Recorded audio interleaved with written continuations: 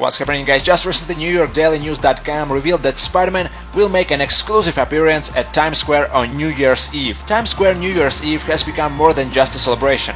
It's a global tradition. The event features great musical performances, balloons, colorful fireworks and millions of people. Now this year it will be even more spectacular. Our hero from the upcoming The Amazing Spider-Man 2 will be swinging to the Times Square, becoming the official superhero of Times Square 2014. What's more, Sony Pictures announced that they will show previously unseen footage from the upcoming film, and it will be shown on Times Square video screens. It's currently unknown if any of the cast members will show at the event, but Mark Webb expressed his excitement on Spidey making it to the Times Square once again. There's this sense of energy and excitement that you can only get in New York, and we certainly felt that energy and excitement as we shot the entire film here. The people of New York City truly embraced our production, and it's a wonderful feeling to be returning to Times Square to ring in the new year. For those who won't be able to visit the event, make sure to stay tuned on my channel on the last day of December.